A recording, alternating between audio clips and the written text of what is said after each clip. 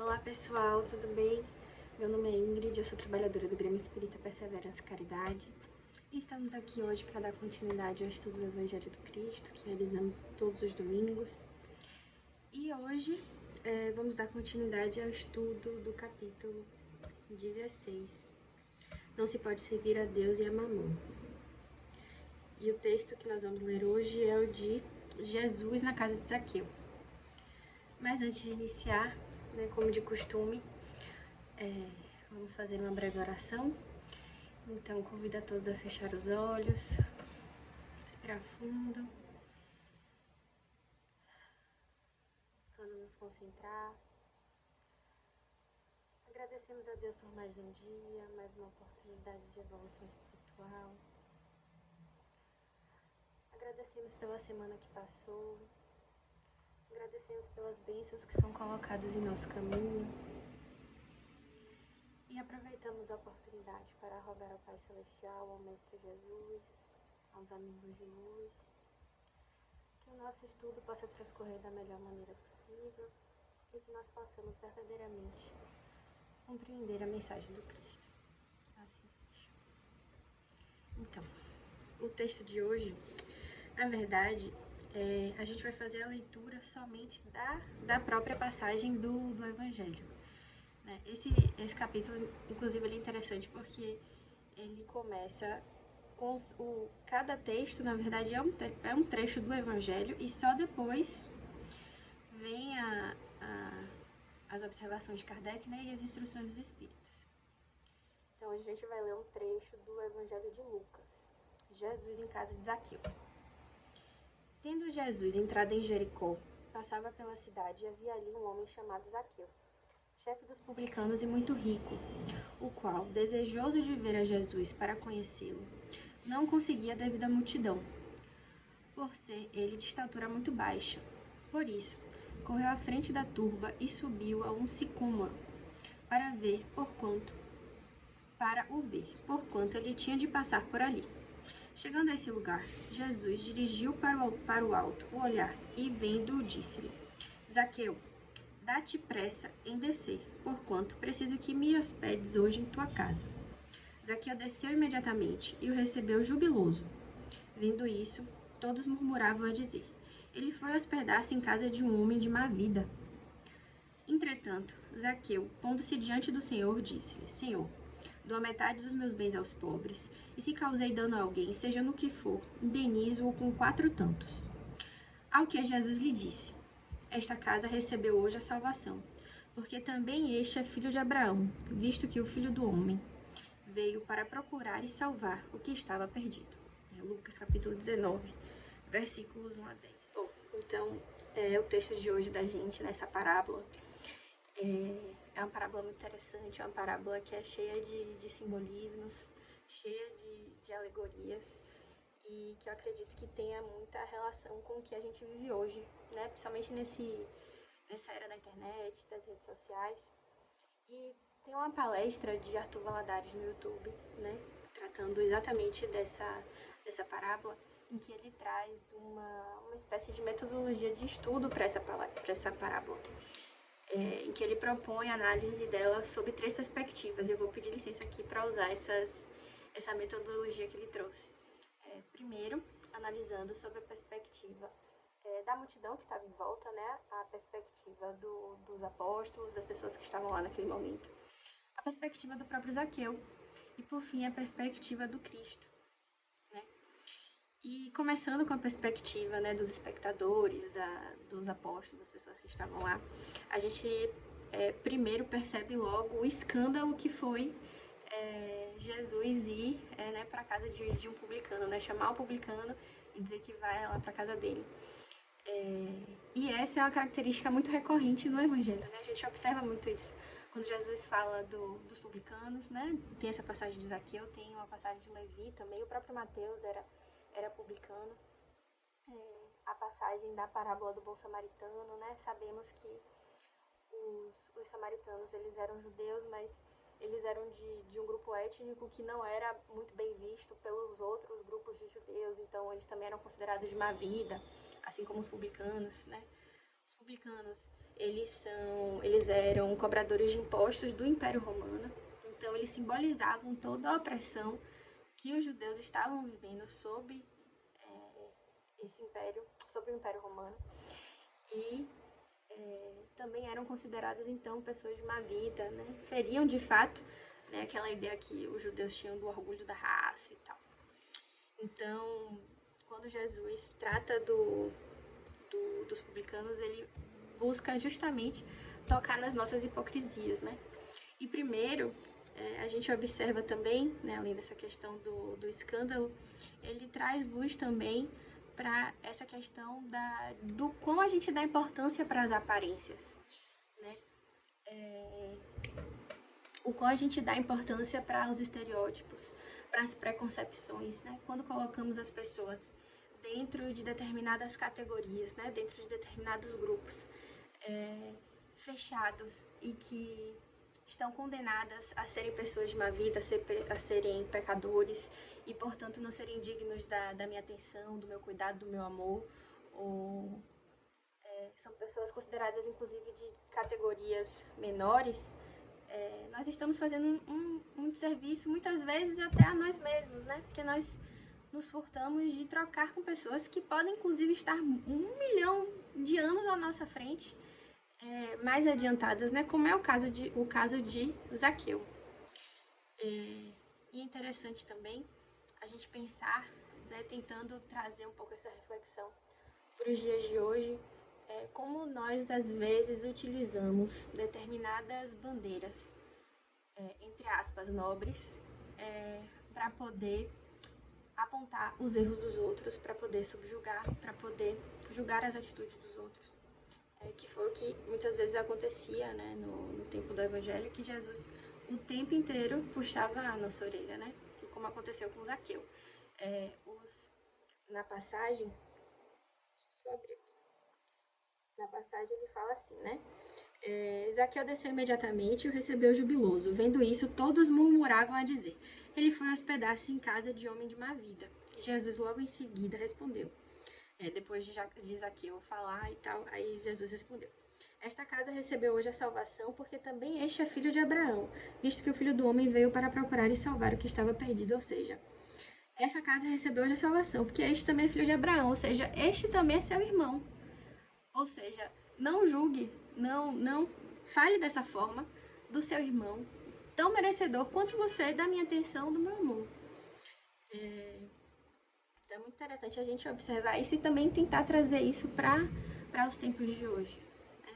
Pensando que o Evangelho, na verdade, foi uma mensagem pensada para o futuro.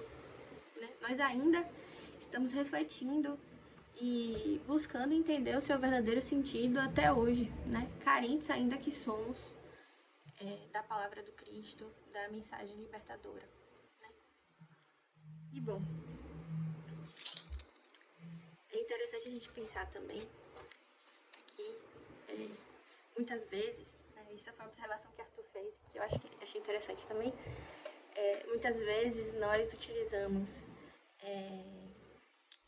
apontamos o erro do outro, né, dessa forma de indignação, de repúdio, e apontando, na verdade, um erro que nos é próprio, que nós muitas vezes não temos coragem de encarar e que isso nos causa revolta. E o quão é importante a gente fazer essa autocrítica. Então, quando a gente pensa nessa perspectiva da multidão, né, das pessoas que estavam em volta daquela situação, nós podemos tirar algumas lições. Né? Primeiro, não julgar, né? E fazer a autocrítica. Né? Pensarmos, antes de eu apontar o argueiro no olho do outro, né? Por que eu não tiro a trave do meu olho? É importantíssimo isso. E pensando agora na perspectiva do próprio Zaqueu, né, que inclusive essa parte traz assim simbolismos, alegorias assim lindíssimas, e quando a gente para observar, é algo que inclusive chega até a nos emocionar. Voltando para o texto, ele fala assim: tendo Jesus entrado em Jericó, passava pela cidade, e havia ali um homem chamado Zaqueu, chefe dos publicanos muito rico, o qual, desejoso de ver Jesus, para conhecê-lo, não conseguia devido à multidão, por ser ele de estatura muito baixa. Ou seja, Zaqueu já tinha o sentimento de conhecer, a vontade de conhecer o Cristo, já tinha consciência das suas falhas e já tinha consciência da necessidade que ele tinha de colocar o Cristo na sua vida, de conhecê-lo de fato, né? Essa estatura baixa que ele coloca, né, como uma característica de Zaqueu, muitos atribuem, na verdade, a estatura baixa no sentido espiritual, não físico, né? Ou seja, ele já conhecia as próprias vicissitudes, já se sabia necessitado da mensagem do Cristo e foi buscá-lo, né? Isso é muito interessante. Inclusive, na própria passagem, quando Jesus chama ele e ele desce da árvore, ele já chega se justificando, né? Ele fala assim...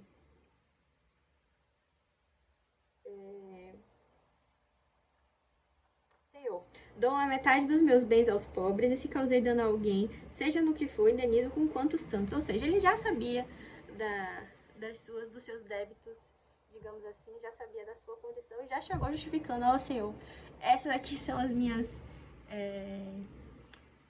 são as minhas dificuldades. Eu tento passar por elas, tento me desincumbir desses meus débitos, tento de fato seguir uma vida justa, uma vida reta, né? E Jesus o recebe e fala, né, que a casa dele recebeu hoje a salvação. E outra coisa também muito interessante, outra simbologia muito interessante que a gente vê aí é a questão da multidão.